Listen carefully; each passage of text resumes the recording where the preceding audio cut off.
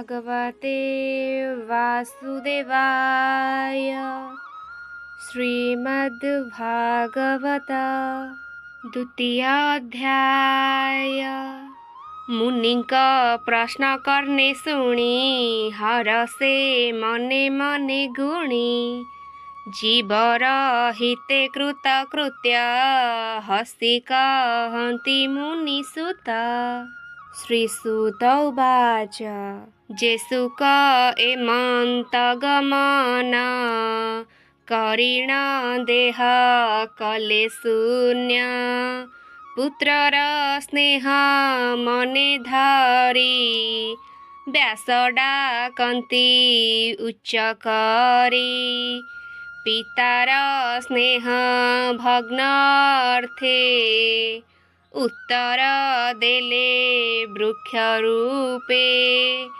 ताहांकु मोर नमस्कार जे हृदय सर्व प्राणींकर। जीवर परित्राण अर्थे करुणा बही जेहु चित्ते।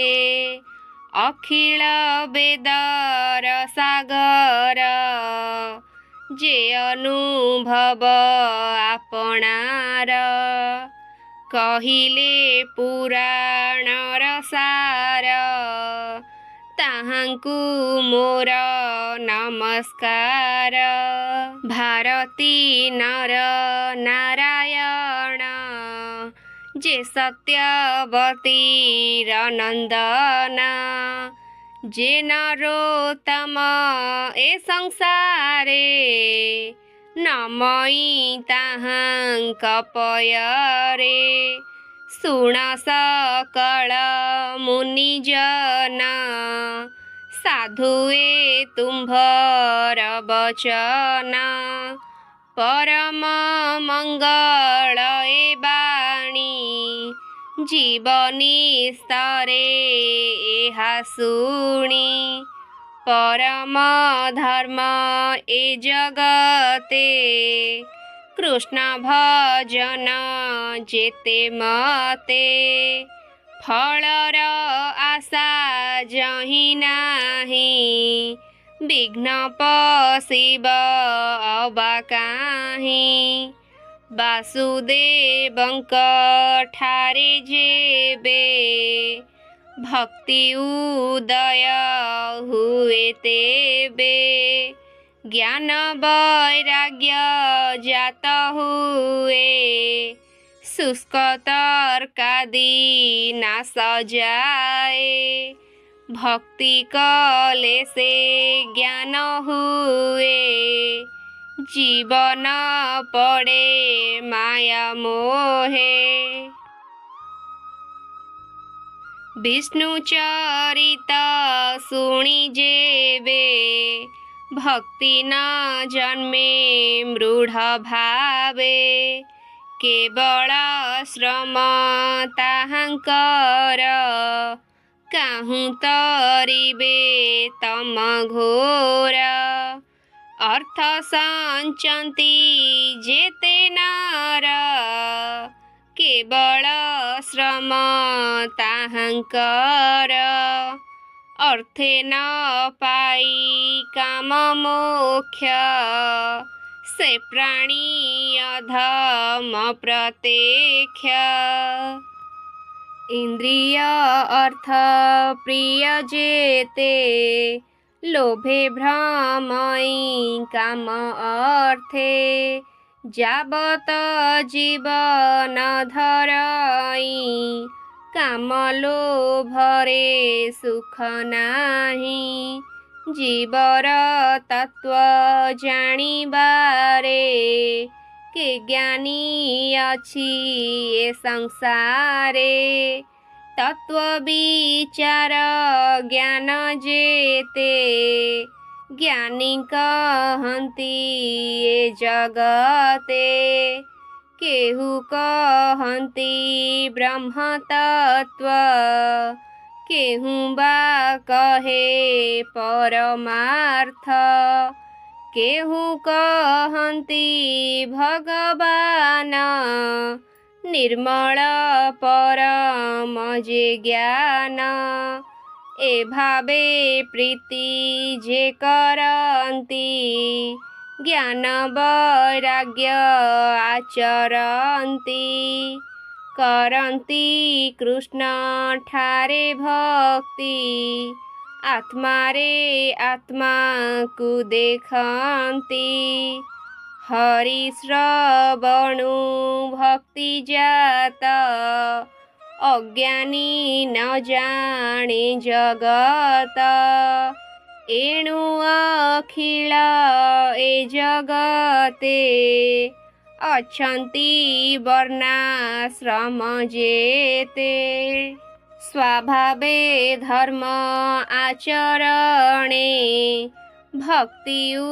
पूजे नारायणे जेबे संतोष कृष्ण होई प्राणी को चतुर्वर्ग देई एघेनी होई एक मन भावे तो शिवे भगवान विष्णुर गुण कर्म जेते नित्य शुणिब कर्णपथे निर्मल करी स्थिर मन निरते करीब कीर्तन ध्याने चिंतिब कृष्ण रूपे पूजा करीब सूक्ष्म कल्पे ए भावे भक्ति जोग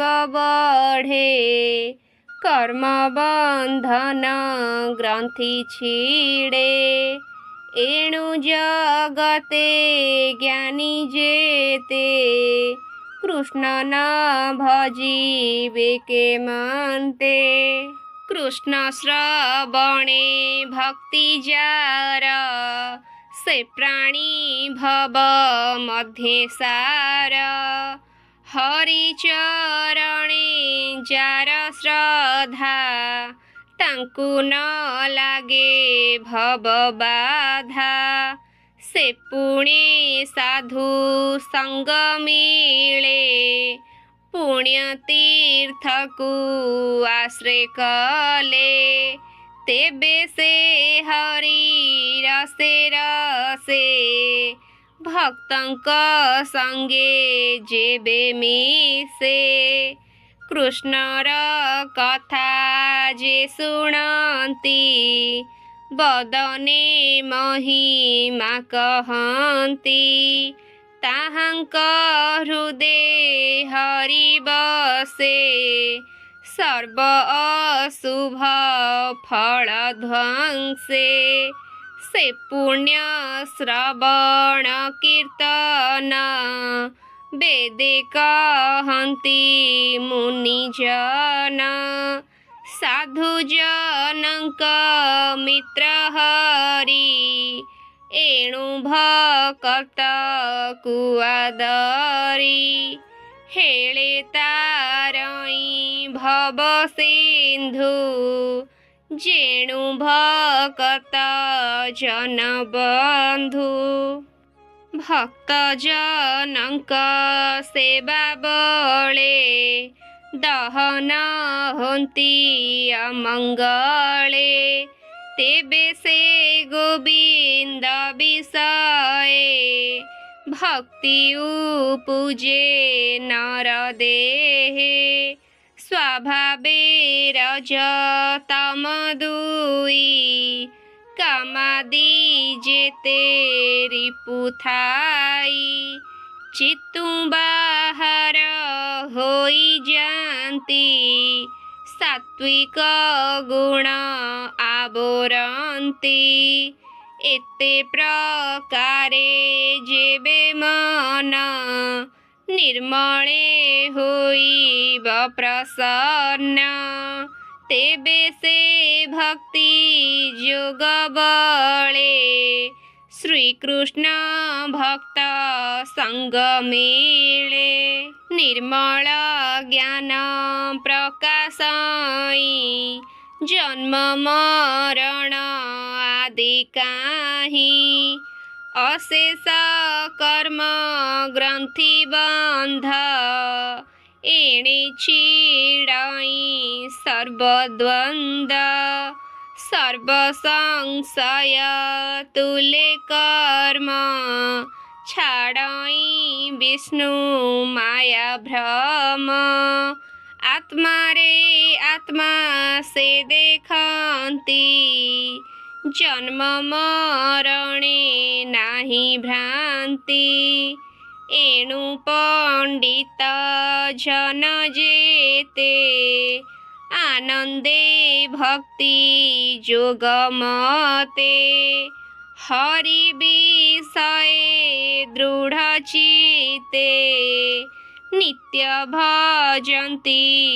ଆତ୍ମା ମତେ ବିଷ୍ଣୁର ମାୟାରୁ ସମ୍ଭୂତ ଆଦି ପ୍ରକୃତି ଜନମତ ସେ ସତ୍ୱ ରଜ ତମ ଗୁଣ ସୃଷ୍ଟି ପାଳନ ସଂହାରଣ ଅନାଦି ପରମ ପୁରୁଷ ଏ ତିନି ଗୁଣେ ଯେ ପ୍ରବେଶ ସୃଷ୍ଟି ଉଦୟେ ବ୍ରହ୍ମା ହୋଇ ପାଳନେ ବିଷ୍ଣୁ ସେ ବୋଲାଇ ସଂହାର କାଳେ ରୁଦ୍ର ରୂପେ ସୁଖେ ବିହରେ ମୋର କଳ୍ପେ ସେ ଶୁଦ୍ଧ ସତ୍ୟ ବିଷ୍ଣୁ ଦେହେ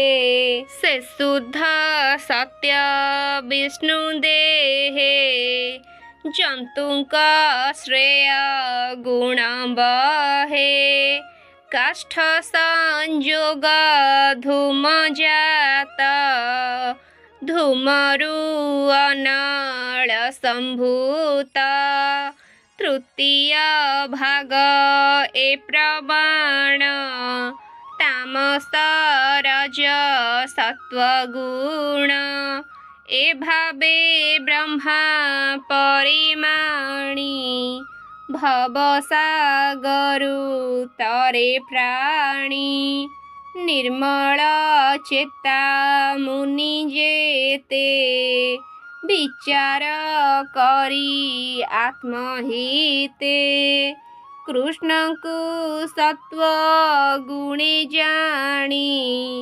ଭଜିଲେ ମୁଖ୍ୟ ପରିମାଣି ତାମସ ରଜ ଗୁଣ ଯେତେ ସେ ଉତ୍ପତ୍ତିଏ ଜଗତେ ସ୍ୱଭାବେ ଘୋର ଭୟଙ୍କର ଏଣେ ନ ଭଜେ ମନ ଯାର ଅହିଂସା ଶାନ୍ତି ଗୁଣେ ଥାନ୍ତି ହରିଚରଣ ନିତ୍ୟ ଚିନ୍ତି ଧନ ସମ୍ପଦେ ଯାର ଇଚ୍ଛା ସେ କରେ ଭୂତ ପ୍ରେତ ଦୀକ୍ଷା ସଂସାରେ ବେଦ କର୍ମ ଯେତେ ତପସାଧନେ କ୍ରିୟା ମତେ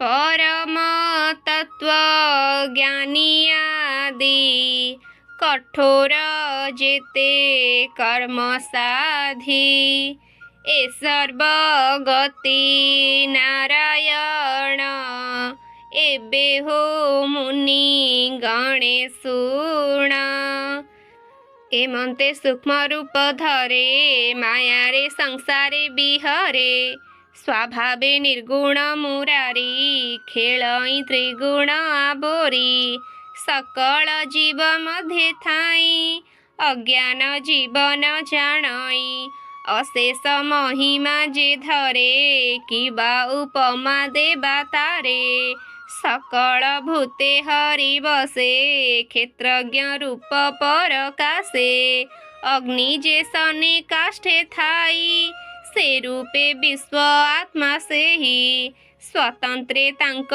देहे थाई विषय भोग कु करई देव तिर्यक नर आदि से लीलावतीर प्रसिद्धि तहिरे अनुरक्त होई पाळई सत्व गुण बही